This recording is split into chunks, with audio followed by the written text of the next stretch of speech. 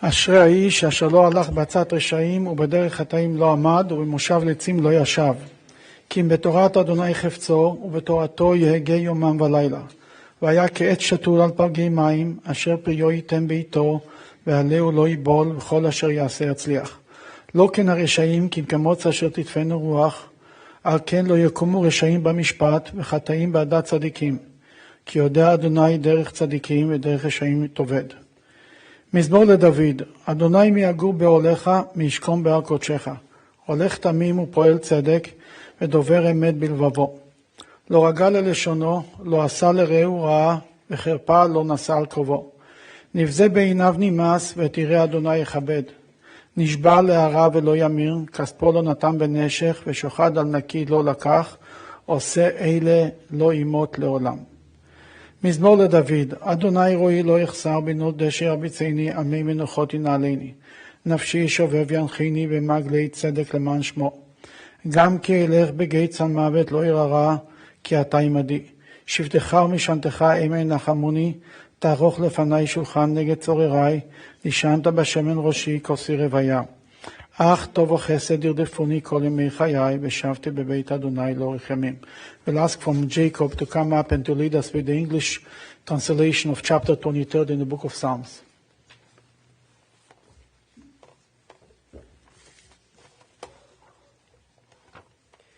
The Lord is my shepherd, I shall not want. He makes me lie down in green pastures. He leads me beside still waters. He restores my soul. He leads me in paths of righteousness for his name's sake. Even though I walk through the valley of the shadow of death, I fear no evil, for you are with me. Your rod and your staff, they comfort me. You prepare a table before me in the presence of my enemies.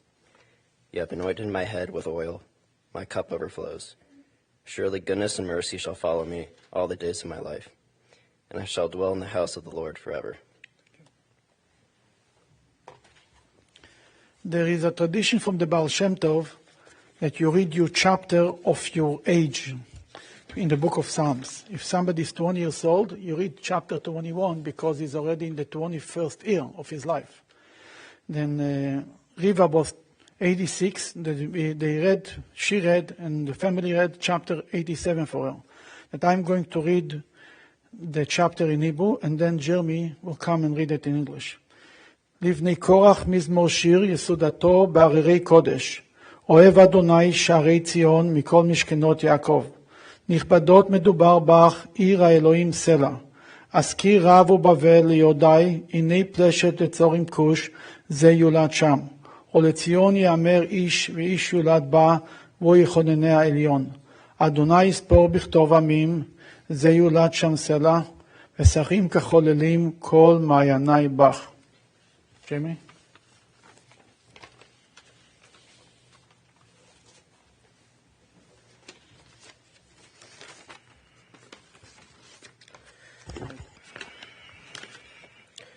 A psalm in the sons of the Korach, a song, its foundations in the holy mountains.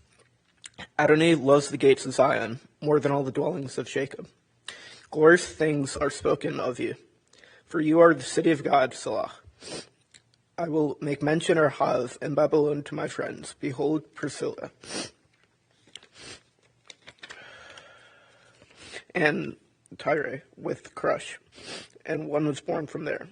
But Zion will be said, this man and the man was born there, and he will establish her above all others. When Adonai records the people for everlasting disgrace, he will count the Jews among them, saying, this one was born there, Salah. And singers and dancers alike will chant, all my innermost thoughts are of you.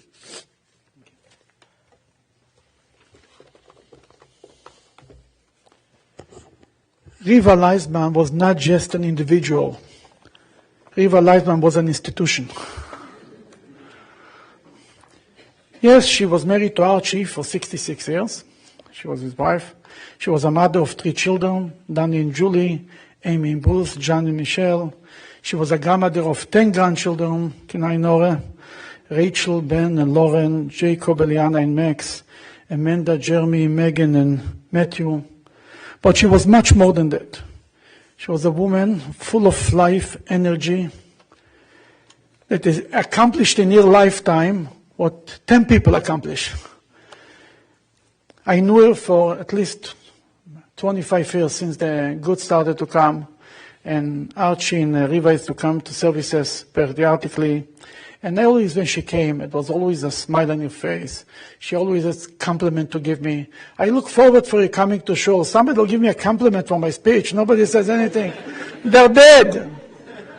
She always, oh, it's so amazing here. It's so beautiful. I love you. So what you said. Everything was great. But she wasn't just a kind person. She was a very educated person. She had a PhD in comparative literature, right? But she didn't allow her husband to call her doctor. Says, when I'm washing the floor, you call me doctor, you're rubbing the... She wanted, people should appreciate her for her accomplishment, not for her titles, not for her credentials. She was much more than a doctor, she was an educator. For 30 years, she was teaching in Cleveland Heights High School. She was in charge of the foreign language department. And as Archie told me on Friday, we had an amazing meeting. It was just an enjoyable meeting. Beside everything, your whole family you're very blessed. She loved to teach the children. She loved the children, and she loved to teach. And because she loved the children, that's why her teaching was so successful, so effective. She liked to learn also, always new things. She wrote a dissertation on Elie Wiesel, I didn't know that. And she created with him a relationship. And they called her in the family, he called her Uncle Elie. He was so connected. And she went, when we had this event 18 years ago, in honor of the opening of Son Chabad, we had Elie Wiesel in the Intercontinental Hotel. She went together with Dr. Linkoff to meet him in the airport. It was a special relationship then. I saw the pictures, I remember she was all involved. I never realized how close was the relationship. And on top of it, she liked to do favors to people. She enjoyed to do favors to people. She gave out, I heard on Friday that she used to bake challahs, and Thursday or Friday, she to give it out to many people. She dropped herself by the door, or she came into the house. What was the way to do it? By the door she left it? She did what? How many people? I mean, why I wasn't on the list? I mean, nobody told me. It's not fair. And then when she was in the Wigan, she used to leave flowers by people's door in the middle of the night. And she even created problems that one woman that a man was after her, he was getting angry. Who is the other guy who puts the flower by the door? And no matter how much his girlfriend told him, I don't even know who it is. He wasn't too comfortable with this. You know, sometimes when you want to help people, it comes out sometimes the wrong way. Rabbi Noah Levitt sent me an email from Cedar Sinai Synagogue, the rabbi from your synagogue that you belong to, and he told me that when he came to visit her a few months ago in the hospital, she didn't want to talk about her situation. He wanted to ask, how are you doing? It was no conversation, nothing. She doesn't want to speak a word about it. How are you doing? How your children are doing? And then she introduced them the nurses, how good the nurses are. And I heard that even when she was in the emergency, in the critical care unit, she used to tell the nurses, go home, you're working so hard, you're so tired, go take a rest, I'll be okay. She was always busy for other people.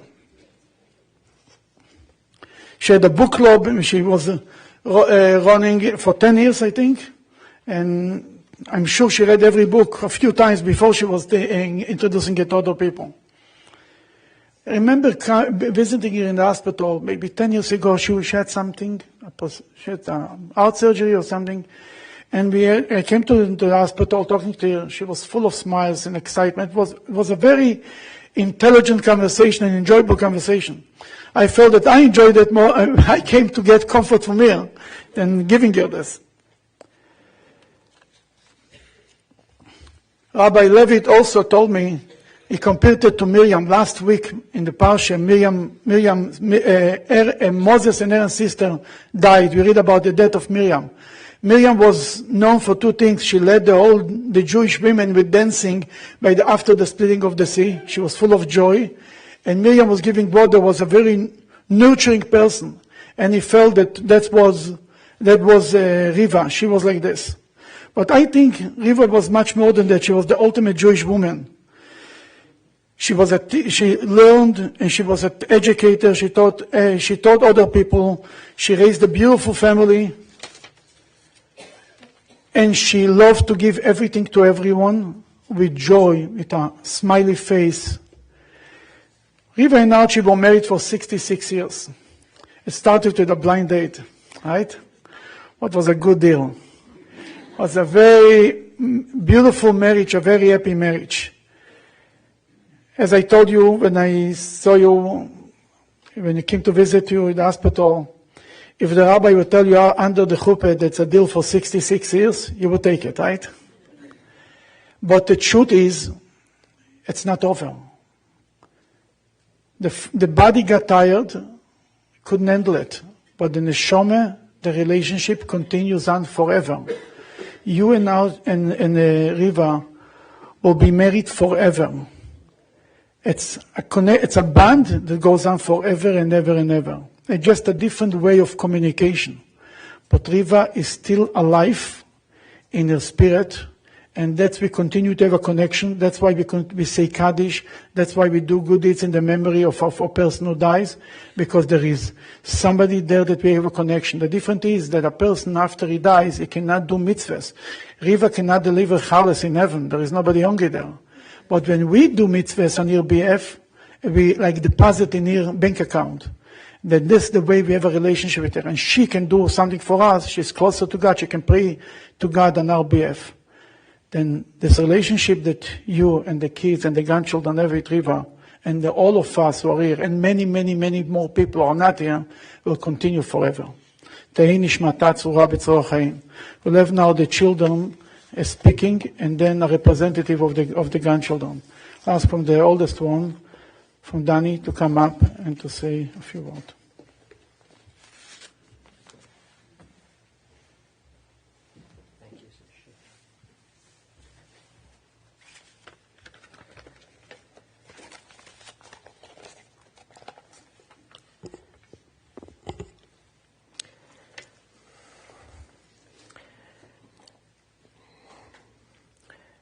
Our mother, Mom, Aunt Reva, Mama Reva, and Reva, I'm not sure which name or pronoun to utilize, as her being encompassed all simultaneously.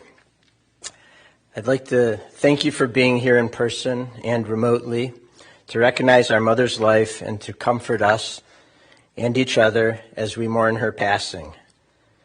The last year was difficult for her, and particularly the last 3 months, for which she required others to assist with her care. Having others take care of her was the exact opposite of our mother's nature. Though when the time truly came for it, she accepted it graciously, characteristically never complaining about her physical pain or demise. Thank you to her professional caregivers, including the physicians of numerous specialties, nurses, and home health care givers who provided care and friendship on a daily basis. Thank you to Wiggins staff for your kindness in providing service and care to both our mothers and father. Thank you, Rabbi Greenberg, Rabbi Berger, and Rabbi Levitt for your spiritual guidance during our mother's transition from this world to the next. Thank you to our father Archie, who after 65 years of being doted on by his beloved Reva, became her caregiver and biggest encourager, with compassion and self-sacrifice. And thank you to my sister Amy and brother Jonathan, who stepped up to the plate continually as our mother's health declined. My mother Reva was humble and modest. She was humble and modest with her physical presence as well as her intellectual presence. She was not materialistic, pertaining to clothes, jewelry, home furnishings, creature comforts, or signs of financial wealth. Rather, she loved books and literature, particularly those having to do with Judaism, the Jewish family, and the intricacies of the human condition. She was about connecting to and serving others. She listened more than talked and was always busy doing for others. In fact, though an avid reader, she spent her days busy raising children and grandchildren, teaching students, driving carpools, grading papers, cooking and cleaning up in the kitchen, mostly while talking to her mother and sister on the telephone, other family members and friends, etc. And only while waiting physically idle from activity or after everyone else had gone to sleep did she sit or lay down and read. She filled her daily life with performance of the precepts from the Talmudic selection we recite as part of our morning prayer. These are the precepts whose fruits a person enjoys in this world, but whose principle remains intact for him or her in the world to come. They are the honor due to father and mother, acts of kindness, early attendance at the house of study, morning and evening, hospitality to guests, visiting the sick, providing for a bride, escorting the dead, absorption in prayer, bringing peace between man and his fellow, and the study of Torah is equivalent to them all. She was a proud Jewish woman of faith. At the core of her human bonds was that of her marriage to Archie. Their deep love and devotion to each other was strikingly plain to see. This manifested itself outwardly with their commitment to all things family, raising the three of us and trying to keep us close to each other and them always. This was then extended to grandchildren. She was nurturing, motherly, and feminine. She was softly spoken, strong-willed, and hardworking. She loved teaching and was dedicated to it. She was always a student, learning as well. She was a good friend to so many. She had a special connection to and relationship with her orchids and cats. Our mother was able to readily identify and embrace the positive, the good in anyone and everyone she encountered. It did not matter if you were fancy or in need of assistance. It was easy for her to see the image of God in everyone she encountered. And thus she served others lovingly and not out of any feeling of obligation. People sensed this, no matter whether a close family member, such as a child, niece or nephew, sister or dear friend, or rather more peripherally, such as a house painter, hair salon worker, or a person randomly met while in line or seated next to her in public. While my mother was alive, I could aspire to be like her, trying to serve and emulate her kindness, knowing I would fall short in comparison, but knowing her presence and performance of good deeds was still in this world to compensate for my deficiencies. However, now that she is no longer of this world, it is incumbent on me to do more and be better in her merit, as her soul carries on in the world to come. Thank you, God, for the mother you gave me in the time I had with her in this life.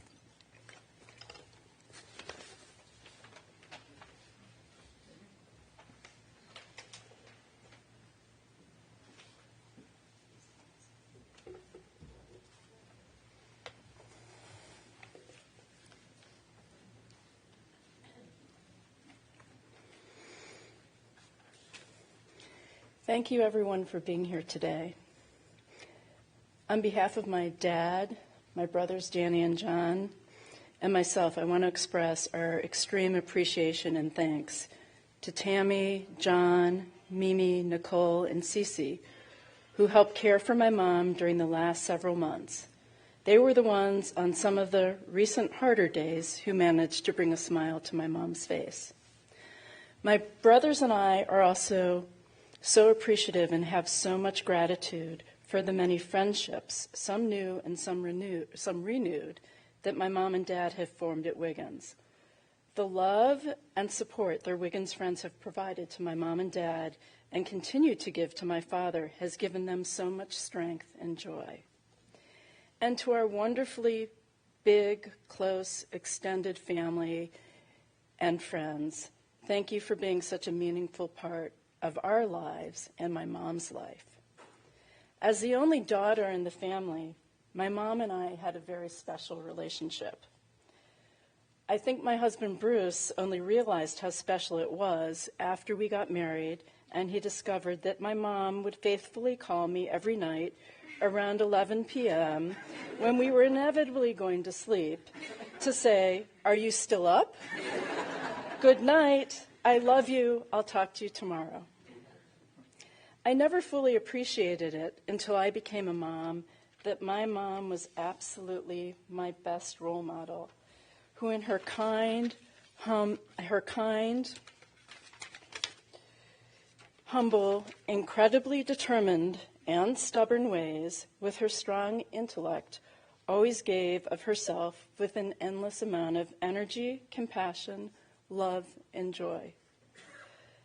As a child and teenager, however, to be really candid, I found some of my mom's ways rather embarrassing and a bit on the eccentric side.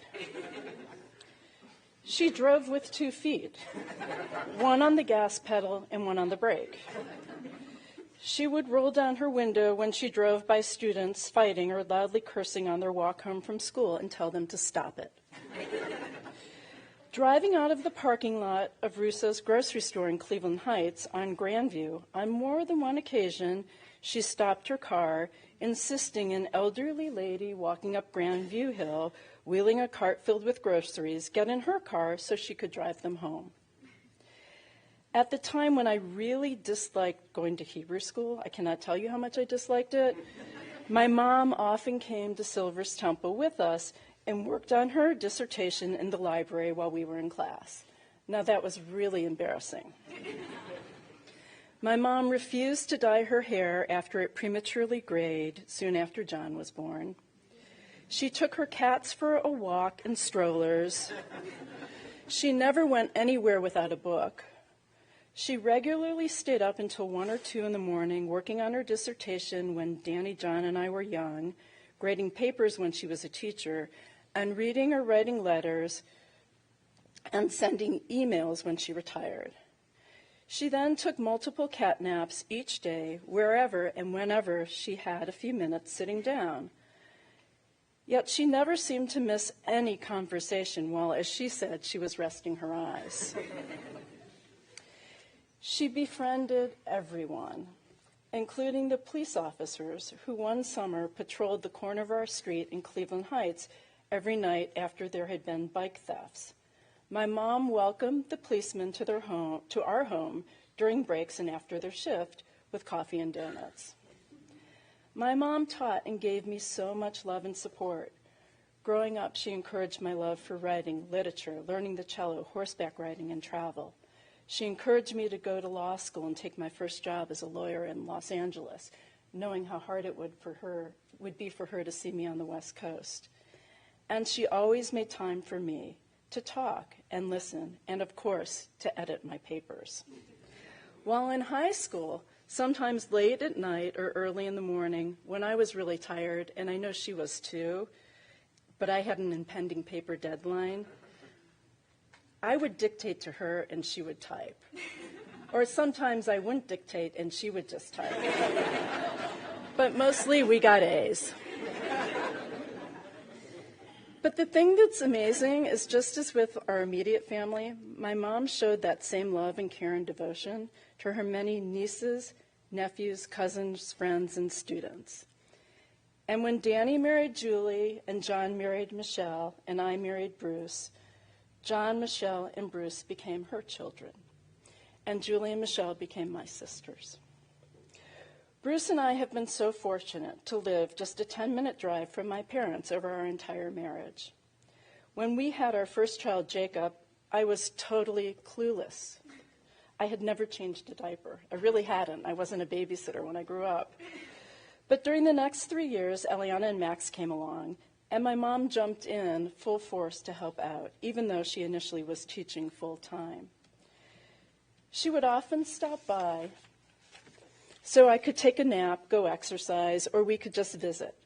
It always amazed me that on the days when my babysitter was on vacation and my mom stayed with our kids, I would come home from work and find the laundry folded, our house tidied up, dinner cooked, and the kids in clean clothes and happily playing together. But perhaps my most cherished times with my mom were Shabbat dinners with my mom and dad and vacations spent on Cape Cod, and many of those were also with our extended family. There was nothing my mom loved more than to host Shabbat dinner, especially as our family grew, inviting her children and grandchildren along with Aunt Iris and Uncle Jerry when they were in town. My mom made the best soups, the best chicken paprikash, and best pies. She made a unique challah that was covered with some kind of sweet orange stuff that we never quite figured out what was in it. And then she, of course, made Madame Wurzburger's terrific apple pie. Conversations were always lively, often provocative, and filled with discourse, discussion, and laughter. And as our kids became older and commenced college, we rotated Shabbat dinners between my house and Danny and Julie's. Even though Shabbat wasn't at my parents', my mom still attempted to negotiate her way into cooking the entire dinner or having it catered. A typical conversation would be like this. Julie, my mom, and I would start these conversations about the Monday before Shabbat. We'd discuss where Shabbat was going to be, my house or Julie's. We would then discuss who was going to bring what. But my mom would say, what can I bring? We'd say, maybe challah, bring your challah and some wine. What else? We'd say, really, that's it. She'd say, no, what else? And we'd say, well, that's really enough. And then she'd soon enough say, well, I'm not coming. And she'd continue and continue until, sure enough, she would negotiate her way into bringing, if not the entire amount, at least enough that she felt comfortable with coming, or my father would say, Reva, I'm going without you. When Bruce and I hosted Shabbat, my mom and dad would drive separately, with my mom always coming over early to help me finish cooking and set the table, and leaving after my dad while she helped clean up. I loved those times the two of us had to prepare for Shabbat, clean up, talk, and just be together. And there was Cape Cod. Growing up, we went to Cape Cod for vacation more summers than not. When my brothers and I had our own families, my parents continued to spend a week or two on the Cape, inviting Danny, John, and I, along with Julie, Michelle, Bruce, and our families. Several times, all 18 of us were there at once. I loved those weeks on the Cape, including the more recent years when Bruce, Jacob, Eliana, Max, Mom, Dad, and I would drive there in a big SUV. Those vacations gave us a break from our busy lives and space for Mom and I to have so many conversations. Some quite trivial, like how many matzo balls we needed for Rosh Hashanah, and others quite meaningful and more reflective. It was a time for me to share some of my life fears and joys with my mom, concerns about my kids, and just be with her and my dad. It was a place for us to spend time as a family, and also for Bruce, my kids, and I each to have some special time alone with Mom and Dad, individually, while walking on the beach, sitting at one of the ponds, walking along a nature trail, or just having a drink on the deck. While my mom gave me so much, perhaps the biggest thing that she gave me was together with my dad. Their life which was truly a love story, exemplified devotion and love. My parents had the Hollywood marriage that those in Hollywood don't even have. Their bond with each other in marriage, grounded in Judaism, has given me and my kids, and I know my nieces and nephews, so much strength and incredible love for family, Judaism, and desire to do good things in this world and carry on our family's legacy. Dad, Danny, Julie, John, Michelle, Bruce, Rachel, Ben, Lauren, Jacob, Eliana, Max, Amanda, Jeremy, Megan, Matthew, Reva's brother-in-law, sister-in-law, and the many, many nieces and nephews and dear friends. My mom, Mama, Reva, I know will never leave us. She will always be with us now that she's resting her eyes.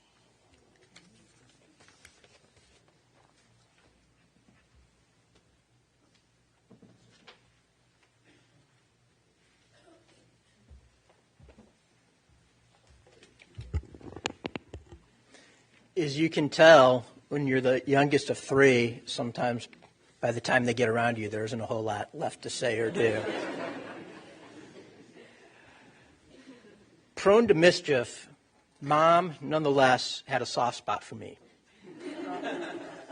I was the baby. Before sharing a few reflections, I'll recount one of the adventures, one of the many adventures and follies I experienced as her son. Midway through medical school, I had the opportunity to return to Cleveland to complete my studies.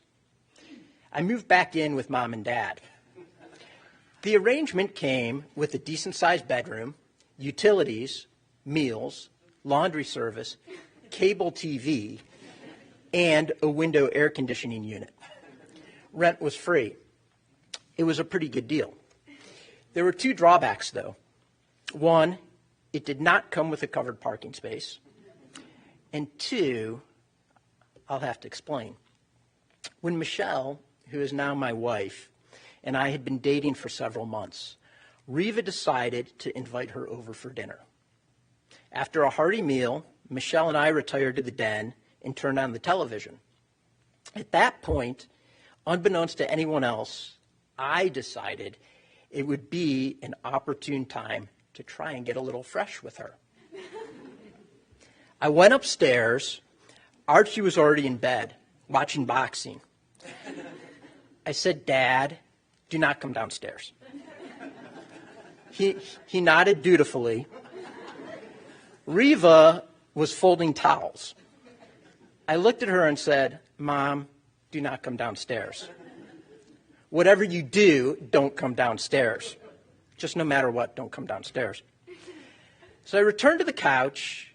I waited a minute or two and slid ever bit closer to Michelle. I looked up, and there was Reva in her nightgown. I looked back at Michelle. I looked back up at my mom in her nightgown, and I assure you this was not part of the plan. Before I could indicate as such, my mom asked, "Michelle, dear, did you get enough to eat? Would you like another piece of pie?" Michelle had the chutzpah to say, "Sure, I'll have another piece of pie." The two of them then headed into the kitchen, ate pie, and proceeded to have a conversation. Outmaneuvered by my mom, I stomped upstairs, got into bed, turned on the cable TV, and fell asleep in the room right next to the one where Archie was doing the same thing.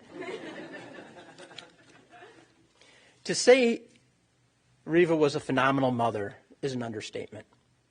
She made me feel special no matter what I did. She was always there, and more than anything else, I always felt her unconditional love. Aside from Amy and Danny and myself, there are two things that Mom loved most in this world. One was her grandchildren. In her waning days, they sent videos and voice messages for her. 3 themes surfaced: how much they loved her, how much of an impact she has made on them, and food. She loved each of them so much and was so proud of each. Above all else, Mom loved her Archie. Dad, the other day, you described Mom's loving kindness, the meaning of the Hebrew word hesed. You explained how you have never known anyone like her, someone so pure of heart. That was Mom. You truly had a fairy tale marriage. However, fairy tales typically end with, and they lived happily ever after. That was where you and Mom began. You were side by side every step of the way. 69 years of Mom's goodness. That's a lot of hesed. And sometimes, it was a lot of hesed. There were civil rights marches in the 1960s, birthday parties and sleepovers, the flat tire on the way home from East 55th and Broadway after tutoring kids at the Boys and Girls Club. There were more charities than one can name, people who decided to stay for dinner, hollows that needed to be delivered, and high school student trips to France, among so many other things.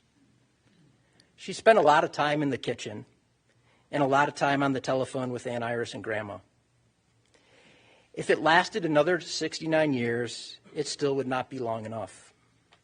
I am saddened that Mom will miss the sweet nectar of life. This is tempered, though, by the immense gratitude I have for the privilege of having lived in her presence. To have your parents live until you are in your 50s or 60s is a gift. To have Reva and Archie as parents, that is a blessing. Thank you, Amy and Danny. You know the many reasons why. Most importantly, thank you, Dad. Thank you, Mom. I love you.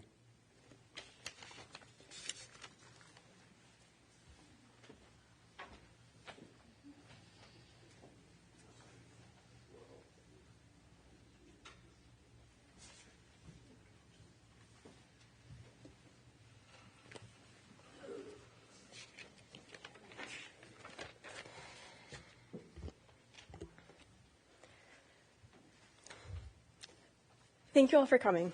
My grandmother would be so touched. I'm Rachel, and I stand here proudly as one of Mama's 10 grandchildren. Ben, Lauren, Jacob, Eliana, Max, Amanda, Jeremy, Megan, Matthew, and I loved her very much. We were all fortunate to have Mama as a strong presence in our lives since the moment we were born, and to shape us into being who we are today and who we'll continue becoming.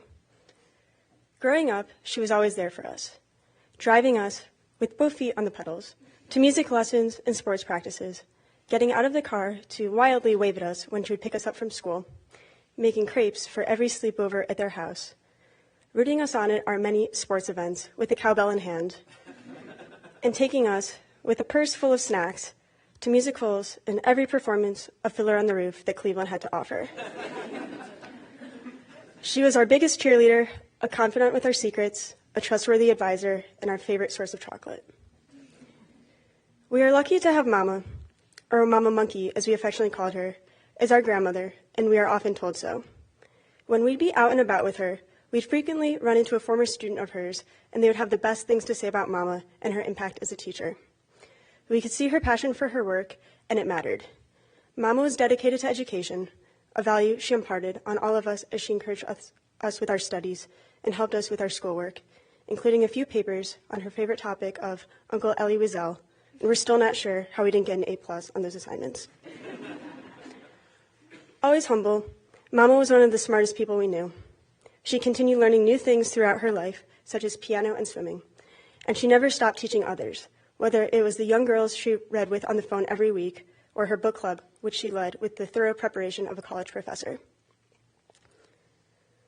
Mama had a magical quality about her in that every person she met became her friend. Within 5 minutes of meeting someone, she'd know their entire life story and have exchanged addresses with them, and the next thing you know, they've been corresponding for years. Mama never missed a birthday, sent cards for every holiday, and called on every occasion, big or small.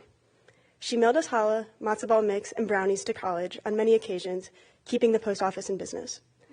Mama's dedication to her community has left its mark on us. She was the coordinator of the mitzvah projects we each did for bat or bar mitzvahs, the bagel delivery service for her synagogue, and the secret giver of flowers at Wiggins every Shabbat. Mama would not accept anything from anyone, but she was the most generous with her gifts, her time, and her unbounding love. When the 10 of us think about Mama, we think of all she did to bring a family together and how she defined what it means to be a matriarch. Whether it was Jewish holidays or the Bialaski Games or the cat's birthday, the occasion didn't matter. Being together did, and it brought Mama so much joy. And if there was ice cream, which there usually was, she was over the moon. She set an example for us through her commitment to her faith and dedication to her family. We see the love that Mama and Papa have for each other and know that it's made of the strongest stuff. A few years ago, Mama started writing a weekly email to the 10 of us together, catching us up on the latest grandchildren's news and squirrel updates from her balcony.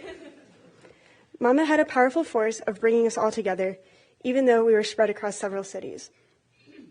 Mama often signed these emails noting her love, how proud she is of us, sending hugs and kisses, and reminding us to enjoy life. Now it's our turn to sign our note back to her. Mama,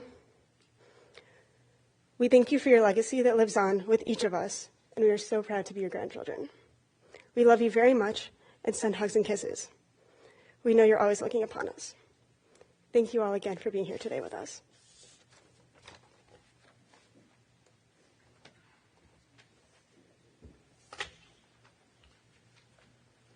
There is a recording from Rabbi Berger, Moshe Berger, that is going to hear it now. We knew Reva for many years. She studied with him. Rav Zusha Greenberg, family, and friends of our beloved Reva. Of course, it's difficult and terribly painful to say goodbye to someone who has had such an impact on me, Marilyn, Chayla, our other children, hundreds if not thousands of students and friends and acquaintances and even strangers.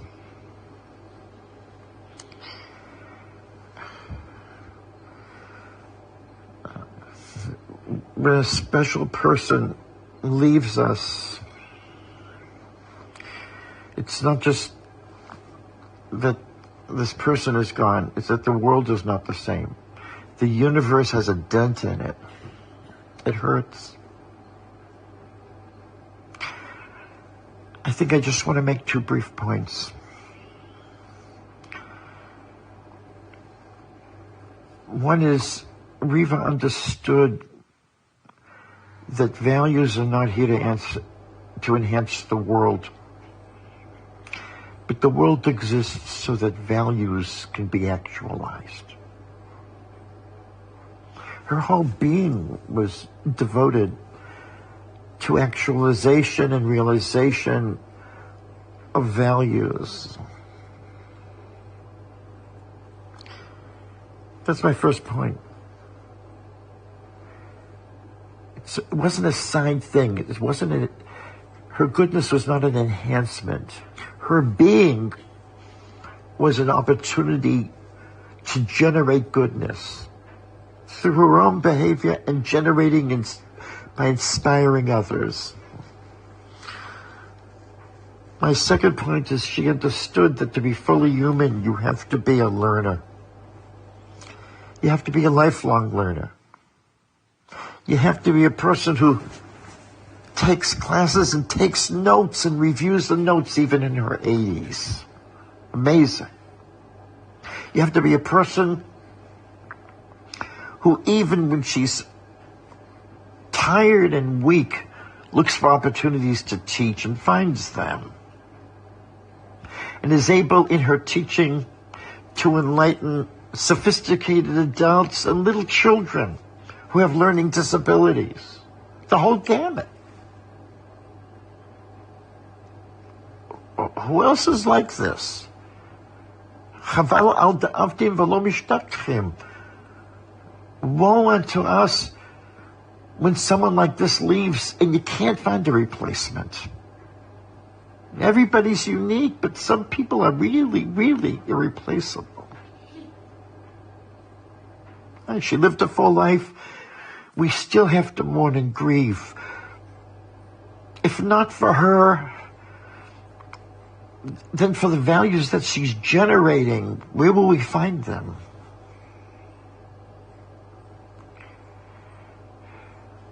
Maybe there's a third point.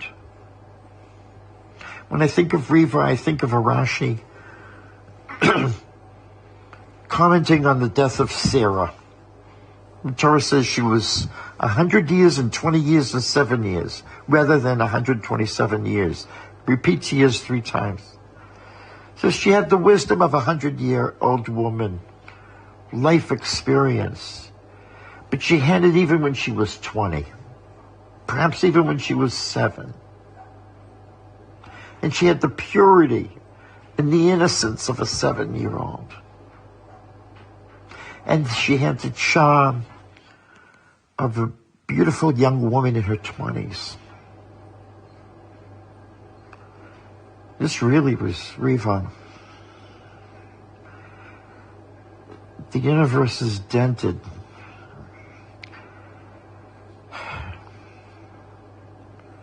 All we can do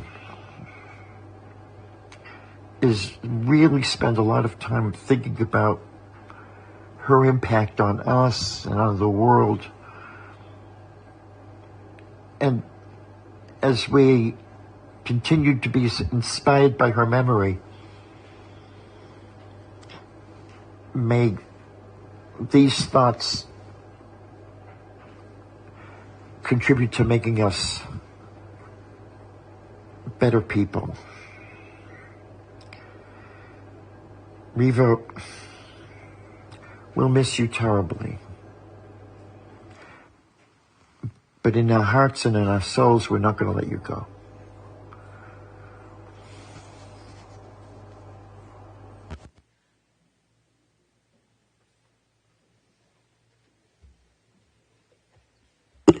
Please rise for the memorial service. אל מלא רחמים, שוכן במרומים, אמצעי מנוחה נכונה על כנפי השכינה, במעלות קדושים וטהורים כזוהר הרקיע מזהירים, את נשמת רבקה גיטל בת בנימין, שהלכה לעולמה, בעבור שאנחנו מתפללים בעד הזכרת נשמתה, בגני עדן תהי מנוחתה. לכן בעל הרחמים יסתריה בסתר כנפיו לעולמים, ויצרור בצרור החיים את נשמתה, אדוני ונחלתה, ותנוח בשלום על משכבה, ונאמר אמן.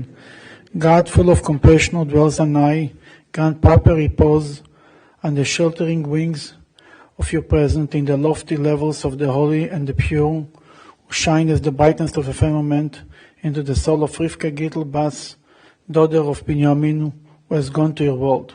And for whose memory we pray. May repose be in paradise. May the Master of Compassion bring her under the cover of God's wing and bind your soul in the band of life. May the Lord be your heritage, and may she repose on a resting place in peace, and let us respond, Amen.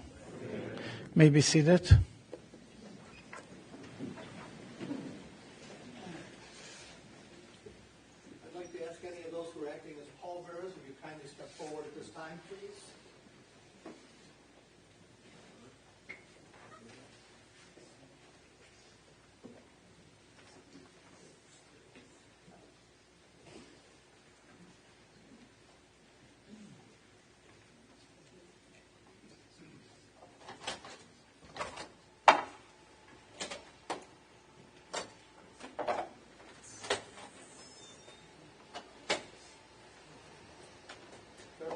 Rise, please remain in place. All brothers, if you'll step up on both sides of the casket, please.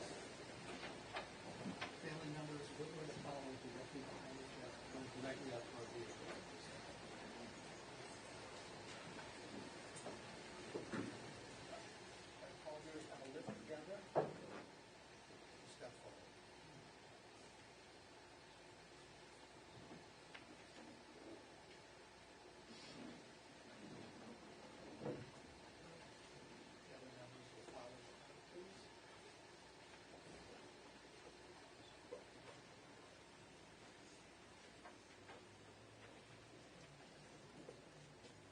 here is as you turn to your left, you'll see the first door open. Friends, I'm going to ask you to step directly to your cars, please. Those of you coming with us to the cemetery, I remind you must manually turn on your headlights. It is daytime and your headlights will not come on automatically. You may exit to the front or rear of the chapel as you need. Thank you.